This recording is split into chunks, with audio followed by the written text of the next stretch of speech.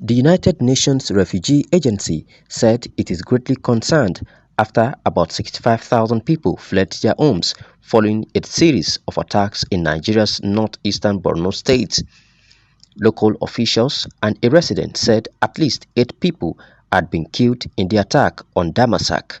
The people of Damasak are desirous to stay in Damasak. However, because of the security situation, some have fled into the bush, some have fled into neighboring Niger for safety.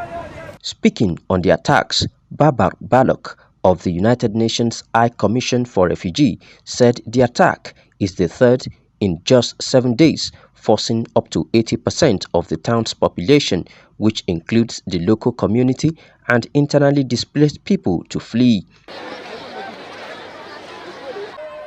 The UN Refugee Agency is deeply concerned as up to 65,000 Nigerians are on the move. Up to 80% of the town's population, which includes the local community and internally displaced people as well, were forced to flee.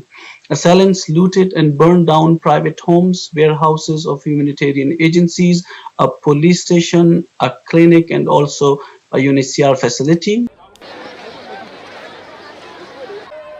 The United Nations High Commission for Refugees spokesman said that humanitarian access is increasingly challenging in many parts of Nigeria's Borno state, including for UN staff who were forced to temporarily relocate out of Damasak. OCHA also continues to receive very worrying reports of clashes between insurgent groups and the Nigerian armed forces in Damasak, in Borno state, and that non-state armed groups are targeting humanitarian assets and facilities, and recently also conducting house-to-house searches, reportedly looking for civilians identified as aid workers. Armed groups in Africa's Sahel and Lake Chad regions have been fueling one of the world's fastest growing displacement and protection crises in the world in recent years.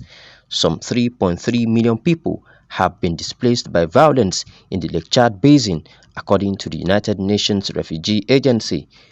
Kamel Sadiq reporting for CBA TV, Nigeria.